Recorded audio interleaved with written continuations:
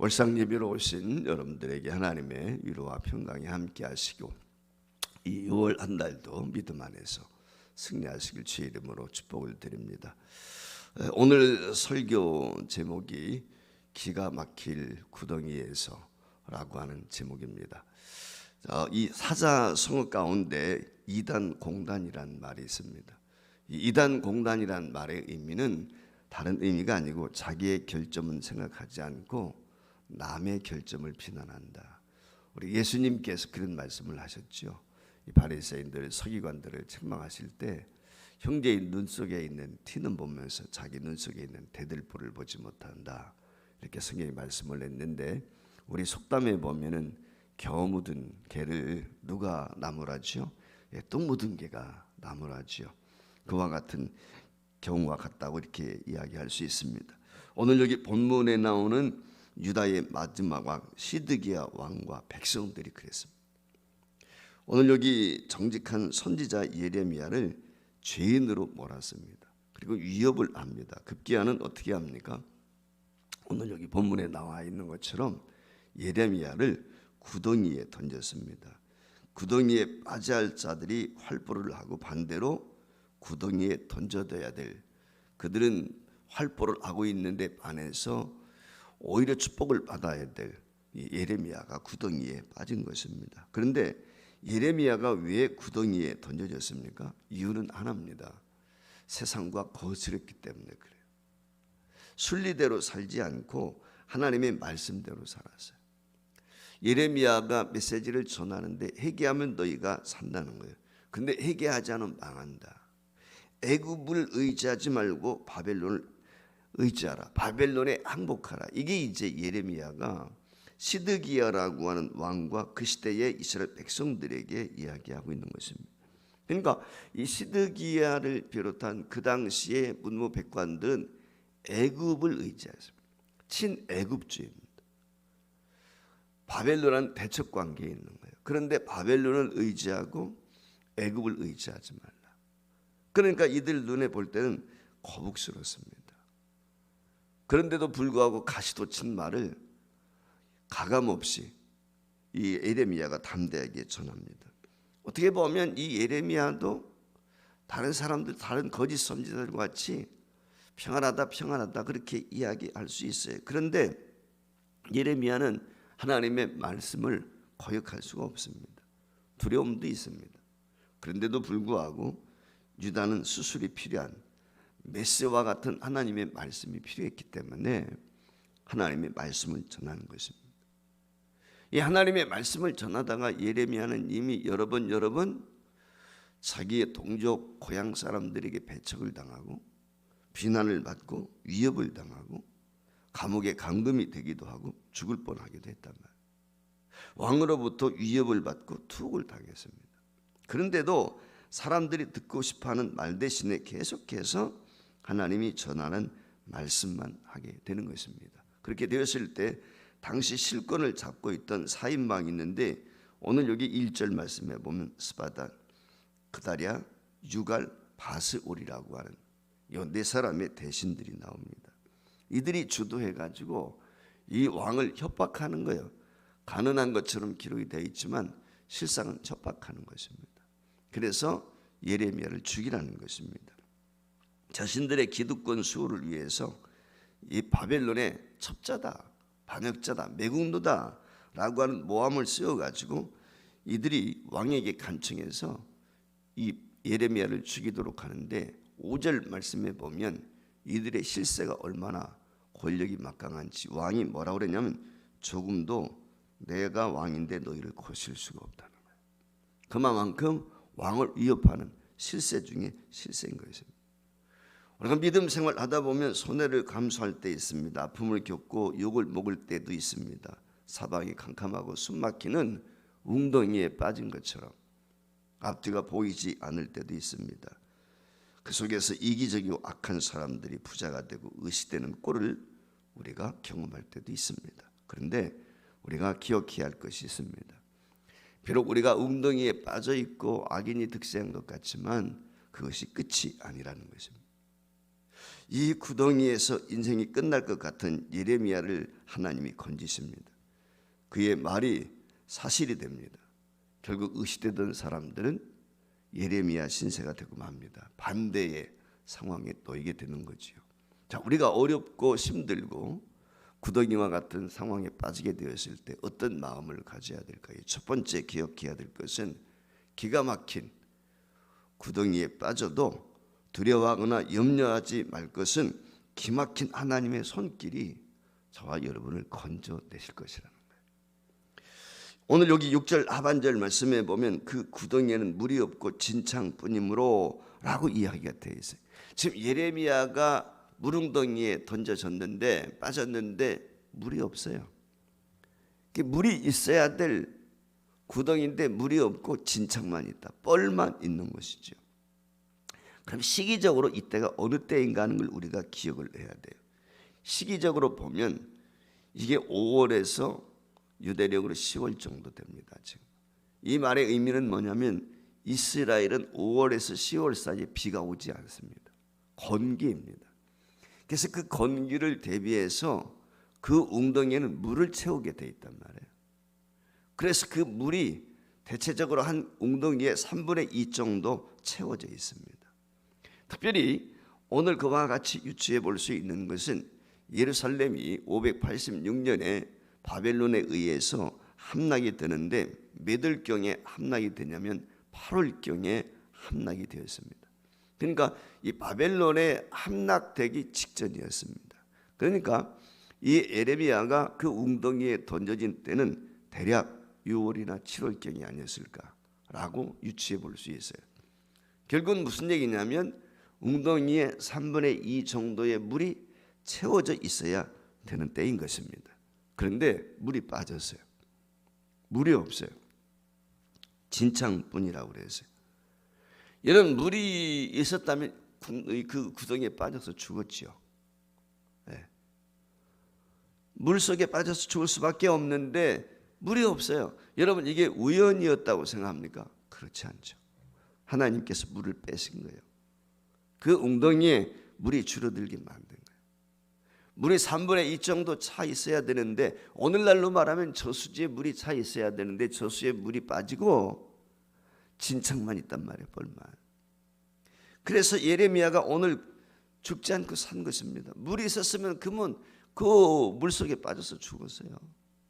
수당이 될 수밖에 없어요. 근데 오늘 살아났어요. 유대 유명한 역사 가운데 요세포스라고 하는 사람이 있는데 그럼에도 불구하고 진창에 빠진 예레미야의 신세가 어땠냐면 목에까지 진창에 빠졌다. 이게 목만 나면 숨만 쉴 수 있도록. 그러니까 그 정도로 뻘이 있었다는 거죠. 그러니까 집어 던져줘도 거기 죽지 않고 뻘 속에서 살아남을 수 있었다는 거예요. 그러나 분명한 것은 뭐냐면 그 뻘 속에 빠지면 진창 속에 빠지면 어떻습니까? 내가 마음대로 움직일 수 있으면 빠져나올 수 있으면 못 빠져나오는 거예요. 그런 가운데 있었다는 거예요. 한마디로 말하면 하나님께서 이미 대비하셔서 물을 빼신 거예요. 진창. 그래서 예레미야가 그 진창 속에 던져졌지만 생명을 부지할 수 있었다는 것입니다. 오늘 우리도 그래요. 살다 보면은 견디기 힘든 진창 가운데 수렁에 빠질 때가 있습니다. 그러나 하나님은 그 수렁에서 우리를 건지시는 분이십니다. 이걸 오늘 우리가 믿어야 돼요. 예레미야 15장 18절 말씀에 보면은 세번역 성경에 이렇게 기록되어 있습니다. 어찌하여 저의 고통은 그치지 않습니까? 어찌해서 저의 상처는 낫지 않습니까? 주님께서는 도무지 믿을 수 없는 분이 되셨습니다. 이 말의 의미가 뭐예요? 지금 예레미야가 너무 고통스러우니까 감옥에 가도 매도 맞고 모함도 당하고 비난도 당하고 진창 속에서 떨어지게 되니까 예레미야가 하는 말이 그거예요. 하나님 하도 너무하는 것 아닙니까? 어떻게 나를 이렇게 시궁창에 몰아치고 넣습니까? 이래가지고 내가 어떻게 하나님 믿는다고 이야기할 수 있습니까? 어떻게 내가 세상 가운데 가서 예수 믿는 사람이라고 이야기할 수 있습니까? 불평하는 거예요. 그랬더니 예레미야를 하나님께서 현장 교육을 시키십니다. 그게 무엇인지 아십니까? 토기장의 집으로 데리고 갑니다. 하나님께서 그 토기장으로 집으로 어느 날 인도해가지고 그 토기장이가 그 토기를 가지고 진흙을 가지고 토기 그릇을 만드는 장면을 목도하도록 합니다. 토기장이가 그릇을 만들다가 어떻게든 잘못 만들어요.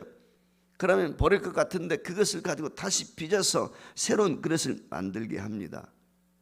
예레미야서 18장 6절 말씀에 보면 이와 같이 기록이 되어 있습니다. 토기장, 진흙이 토기장의 손에 있음 같이 너희가 내 손에 있느니라 그랬어요. 오늘 저와 여러분이 명심해야 될 것은 하나님이 나를 빚으시는 토기장이세요. 토기 입장에서 보면 물레에 돌아가게 될 때 말이죠, 토기장의 손이 그냥 빚어대잖아요. 뭐 이리도 돌리고 저리도 돌리고 꾹꾹 누르기도 집어 던지기도 하고 그렇지 않습니까? 매에 치기도 하고 말이죠. 그래서 그릇을 빚는 거예요. 결국은 어떻게 됩니까? 예레미야서 애가 3장 55절 말씀에 보면 이런 말씀이 기록이 되어 있습니다. 여호와여, 내가 심히 깊은 구덩이에서 주의 이름을 불렀나이다. 주께서 이미 나의 음성을 들으셨사오니 주께서 내 심령의 원통함을 풀어주셨고 내 생명을 속량하셨나이다. 할렐루야. 심한 구덩이에 비록 빠졌지만은, 진창 속에 빠졌지만은, 그 고난 가운데 어려움 가운데서 예레미야가 한 것이 무엇이냐? 하나님 앞에 부르짖었다는 거예요. 내 신음소리를 들어달라고, 내 심령의 원통을 풀어달라고, 내 생명을 건져달라고 하나님 앞에 부르짖었다, 그 말. 오늘 우리가 명심해야 될 것, 낙심하지 말아야 할 것, 절망하지 말아야 될 것이 무엇입니까? 살다 보면 진창에 빠질 때 있어요. 중병에 걸릴 때 있어요. 죽을 병에 떨어질 때 있습니다. 인간의 힘은 도저히 솟아날 수 없는 구덩이에 떨어질 때 있다. 그때도 믿음의 사람은 어떻게 해야 돼요? 기도해야 돼요. 그 기막힌 구덩이에서 나를 건져줄 것을 믿고 확신하며 의심하지 말아야 되는 것입니다. 여러분, 다윗도 그랬습니다. 다윗도 고난 가운데 있을 때 시편 69편 말씀에 보면 이렇게 고백을 하고 있습니다. 무엇이라고 고백합니까? 화면 안 띄우나요? 시편 69편 14절 말씀에 같이 읽습니다. 시작. 나를 수렁에서 건지사 빠지지 말게 하시고 나를 미워하는 자에게서 깊은 물에서 건지소서. 할렐루야. 그렇습니다. 오늘 우리가 수렁에 빠져도 포기하지 않고 기도하게 되면 하나님께서 건져내시는 줄 믿습니다. 이게 하나님의 손길이에요. 두 번째, 오늘 본문이 우리에게 보여주는 것은 무엇입니까? 그 기가 막힌 구덩이에서 생각지도 못한 귀인을 하나님이 보내주신다. 귀인을 만나게 하신다. 이게 하나님의 은혜인 것입니다. 여러분, 예레미야가 구덩이에서 꼼짝 못하고 있습니다. 죽을 수밖에 없어요. 굶주려 죽든지 그 진흙탕 속에 빠져 있으니까 이 몸이 어둑되겠어요. 며칠 지나게 되면 이제 몸에서 이상하게 되겠죠. 피부도 썩겠죠. 죽을 수밖에 없단 말. 그런데 생각지도 못한 사람이 시드기야 왕에게 찾아옵니다. 그리고 시드기야 왕이 와가지고 그 예레미야를 건져낼 것을 간언을 합니다. 지금 시드기야가 어떤 상황이 있습니까? 지금 조금 전에 사인방 속했습니다. 그들이 위협합니다. 왕도 함부로 알 수 없습니다. 고관도 아닙니다. 예레미야가 알고 있는 사람도 아닙니다. 오늘 여기 본문 8절 말씀에 보면 예레미야가 전혀 알지도 못하는 예상 밖의 사람이 찾아오는데 그게 누구냐면 유대 사람도 아니에요. 에티오피아 사람이에요.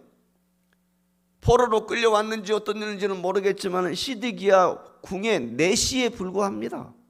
이방인이에요. 그런데 그가 와가지고 오늘 예레미야를 건져낼 것을 간언을 하고 있는 것입니다. 여러분, 이스라엘 백성들은 하나님이 버렸습니다. 이방 나라 사람이 건져내려고 지금 하나님도 지금 잠잠하고 계신데 어떻게 보면 사람의 관점에서 보면 시드기야를 비롯해서 모든 문무백관들이 예레미야를 미워하고 예레미야를 죽이려고 지금 그 구덩이에 집어넣었잖아요. 그런데 그거 내시가 와가지고 그것도 이방인 내시예요. 에티오피아 내시. 무엇이라고 이야기합니까? 19절 말씀에 보면은 이 시드기야가 어떻게 이야기합니까? 나는 갈대인에게 항복한 유다인을 두려워한다는 거예요. 애굽 사람들 친애굽 정책에 그 애굽을 의지해야 된다는 수많은 여론 때문에 시드기야도 어쩔 수 없는 상황이, 우리가 낀 그런 시대 속에 있는 거와 똑같아요. 중국과 미국 눈치 보잖아요. 친중 정책을 해야 되나 친미 정책을 해야 되나 정부가 말이죠. 오늘 여기 유다가 그런 거예요. 지금 그 애굽이라는 강대국과 바벨이라는 강대국 사이에 있는 거예요. 그래서 이 유다는 어떻게 합니까? 친애굽 정책을 쓴 거예요. 근데 예레미야는 정반대로 아니다. 바벨론 의지해야 된다. 그러다가 지금 감옥에 간 거거든요. 그런데 그런 예레미야를 건져내야 된다고 오늘 여기 에디오피아 에베멜렉이라는 사람이에요. 이 사람이 찾아와 가지고 지금 왕에게 간언을 하는 것입니다. 불가능하죠. 지금 포렇게 이 왕을 위협하는 4인방이 뒤에서 뚫어지게 쳐다보고 있단 말이에요. 그의 행동을 감시하고 있습니다.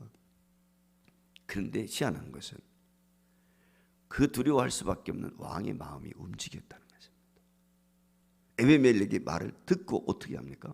군사 30명을 줍니다.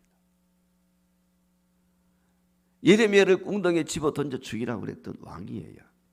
그런데 그 예레미야를 건져내라고 군대 30명을 줍니다. 그래서 에베멜렉이 어떻게 합니까? 그 군대를 거느리고 가서 그를 건져내게 되는데 하나 희한한 것이 있습니다. 그것이 무엇인지 아십니까? 이 에베멜렉이 말이죠. 바로 웅동으로 가지 않습니다. 웅동으로 가지 않고 어디로 갑니까? 창고로 가가지고 예루살렘 성전에 가서 그를 건져내게 됩니다. 무엇을 가지고? 낡아 빠진 옷을 가지고, 천을 가지고 끈을 만드는 거예요. 그래서 끈을 만들어 달아 내려가지고 그 웅덩이에다 집어 달아 내리게 되는 것이죠. 그래서 건져내게 됩니다. 오늘 우리가 때때로 살다 보면 그런 경우 있습니다. 하늘을 봐도 옆을 봐도 어디도 솟아날 구멍이 없을 때가 있어요.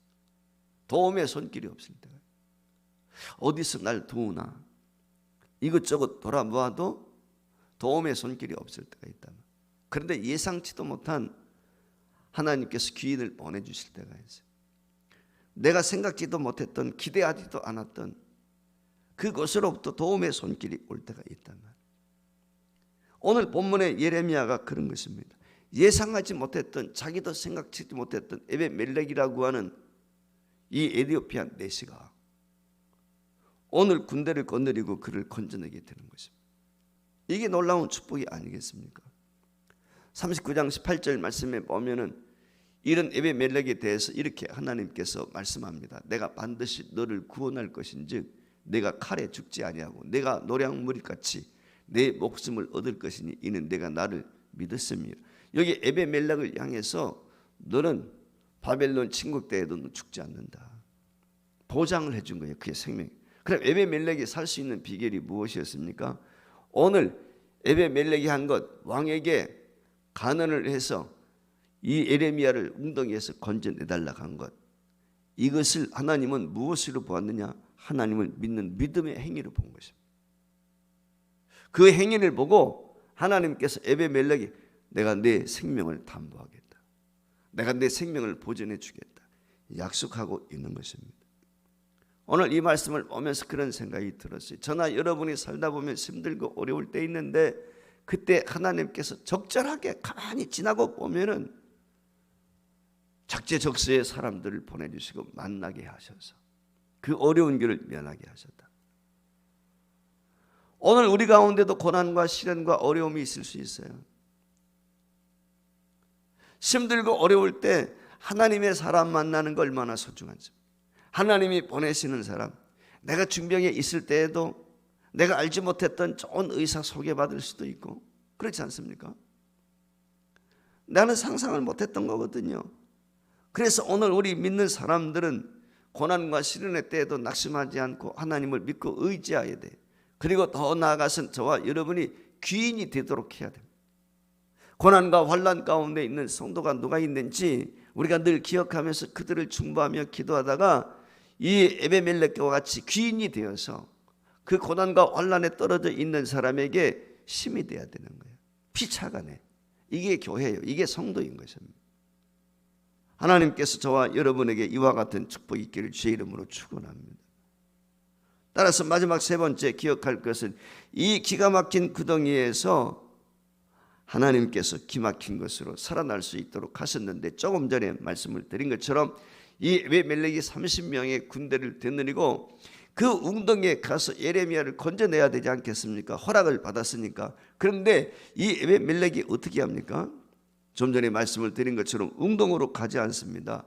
왕의 창고로 갑니다. 왕궁의 창고로. 자, 오늘 여기 11절입니다. 이렇게 기록이 되어 있습니다. 에베멜렉이 사람들을 데리고 왕국 곳간 밑방에 들어가서 거기에서 헝겊과 낡은 옷을 가져다가 그것을 구덩이에 있는 예레미야에게 밧줄로 내리며 그랬어요.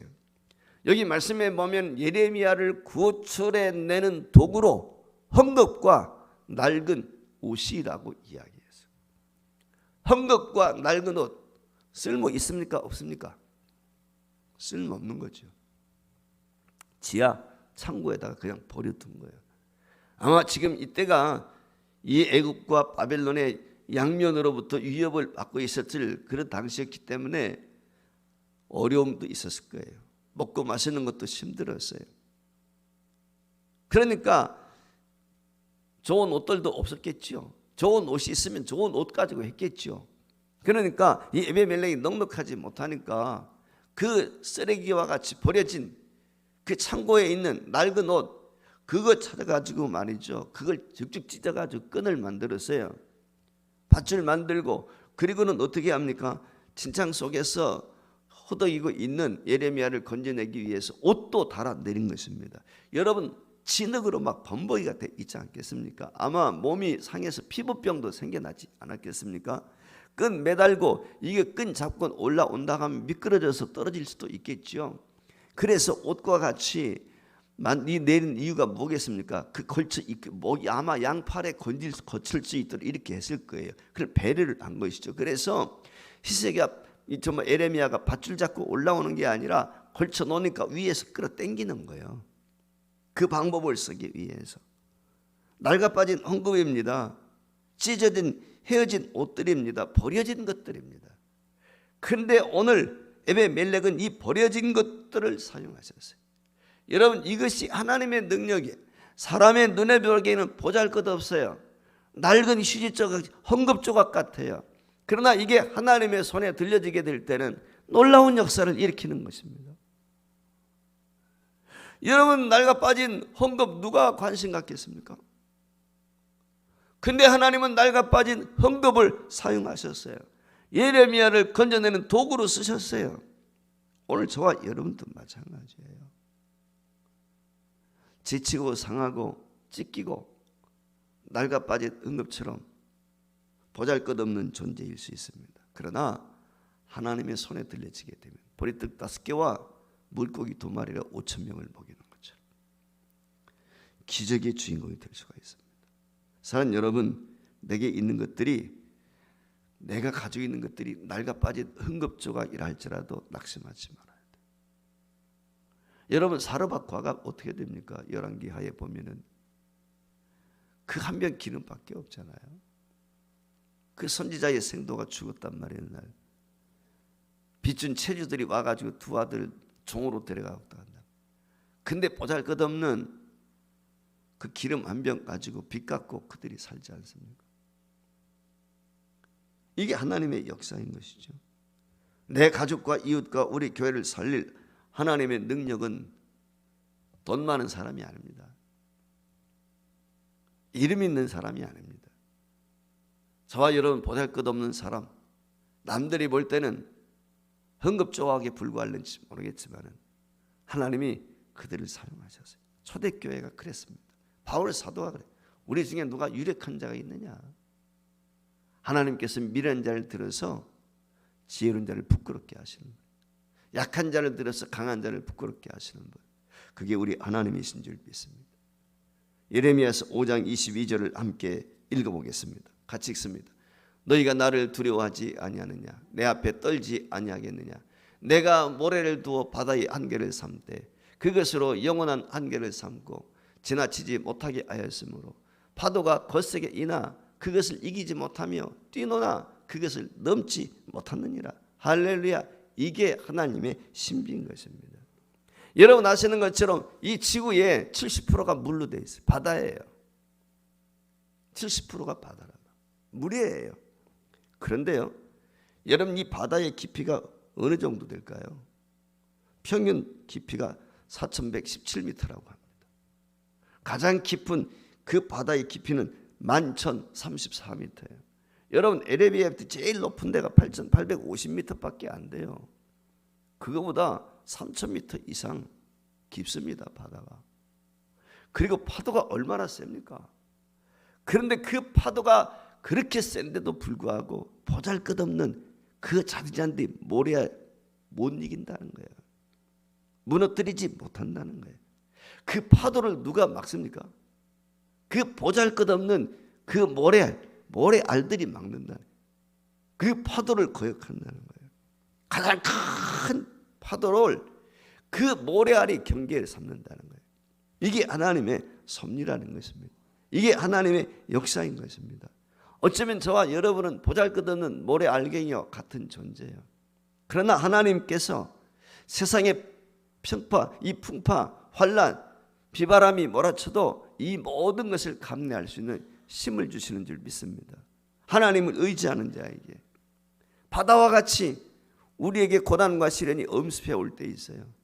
그러나 보잘것없는 모래알이 그 모든 파도를 이겨내는 것처럼 저와 여러분도 극복하고 승리하게 될 줄을 믿습니다.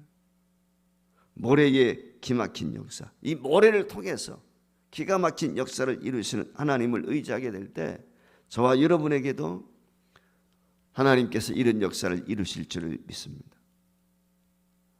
그동안 코로나 상황에서 수많은 어려움이 있었고 또 우리 성도들 가운데도 질과와 질병으로 인해서 투병하며 힘든 세월을 보낸 분들도 있을 것이고 경제적인 어려움, 환난 가운데 있는 분들도 있었을 것입니다.